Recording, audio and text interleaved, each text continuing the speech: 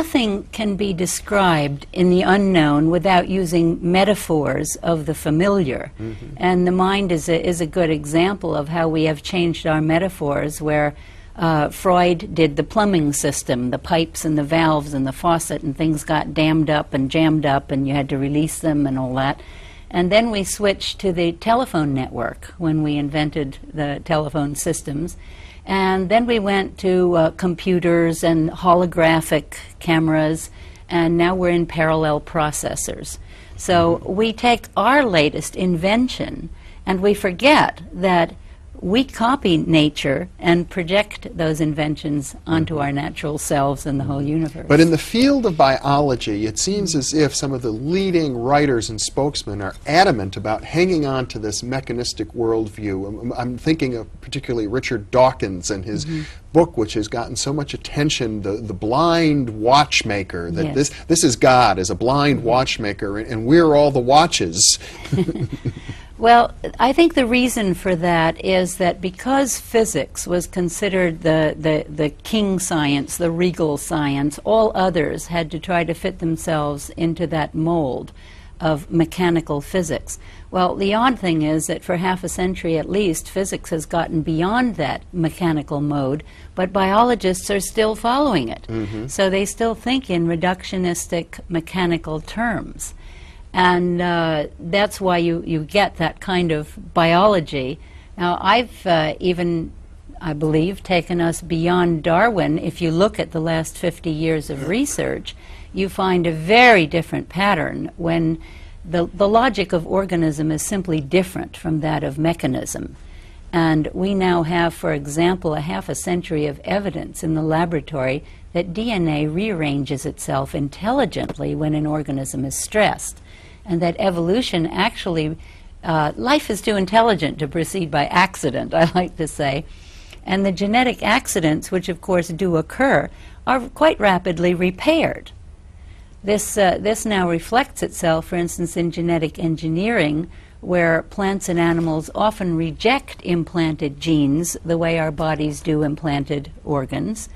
And so it doesn't work as well as the engineers would like it to. But we're learning now that we live in an intelligent universe, in an alive universe, and my biology revisioned book with Willis, of course, addressed that question: what if we made the assumption that consciousness was the source of all evolution rather than a late product of evolution? Well, that's an idea that's consistent with spiritual teachings of the world's cultures. And it raises a big issue. For starters, for me, it raises, I'd like to distinguish between consciousness and intelligence. When an organism can somehow intelligently repair damage to its genes, I suspect that that's not conscious in the sense that we are conscious.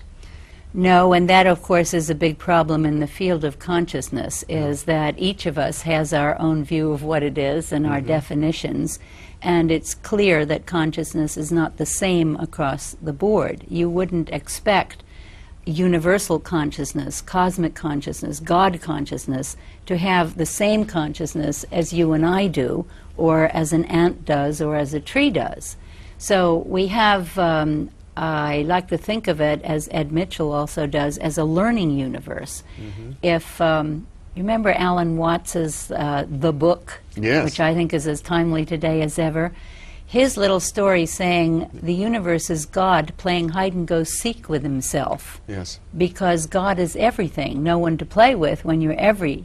The book about the taboo against knowing who you are is the full title, as I recall. The idea is that the universe is God playing hide-and-go-seek with himself, was the story he gave children. I like that. And he says, why would he play hide-and-go-seek with himself?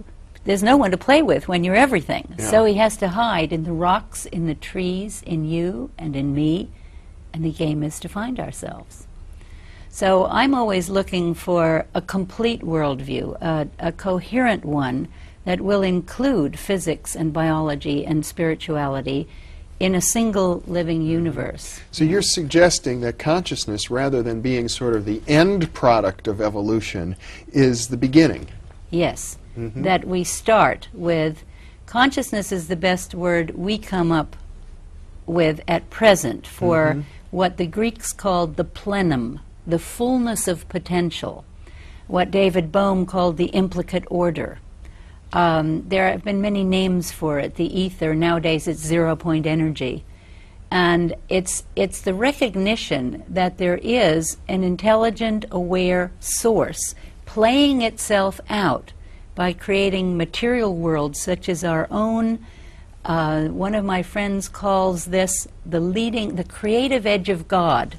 Humans within this planet now are the newest experience of the universe in what biologically always seems to come down to cycles of unity to individuation, through which arises conflict, negotiations happen, cooperation is arrived at, and we go to unity again at the next higher level. And that's why the story of evolution is so important today, to help us understand where humanity is and what is our next step. And we're right between that competition to cooperation phase. Well, if I may probe with you about consciousness a little further, it's been my passion for decades. I'm fascinated by consciousness in all of its dimensions, and I struggle with the issue about consciousness and biology and consciousness and evolution, because it seems to me that as wonderful and vast as consciousness is, that the body itself has an intelligence of its own that is much larger than the conscious mind. Absolutely. I think our cells have a better handle on past, present, future than we do in our minds. They're in the spiritual traditions. It's always been understood that linear time is an artificial concept that we've imposed on the world for practical reasons of ordering our lives, but that the reality, the deep reality of the universe, is an eternal now in which everything is there. Now, today physics is showing us a non-local universe in which no information is ever lost. So we're getting confirmation of the old spiritual traditions, understanding that the universe exists as a totality in a non-time-space sense, and then we string out individual lives and experiences, including the entire course of material evolution as we understand it. So God can only think, if you like, this basic God consciousness can only think about things that have been in the experience of the cosmos. That's why we're the creative edge of God, having the newest experiences that add into the total consciousness of the universe. So in that sense, at the beginning, it was something simpler than it is now. And it plays itself out in some organisms, such as bacteria or ants or trees, in a less complex way than it does in our minds. But our human minds, in a sense, are the first to pretend to disconnect from the rest of universal consciousness. And that was our mission of doing objective science. Here are we, here is the material world. And we have this interesting ability to make that pretense, to forget that this is a participatory universe that we're co-creating, and pretend that we can look at it from a distance. That's a new game.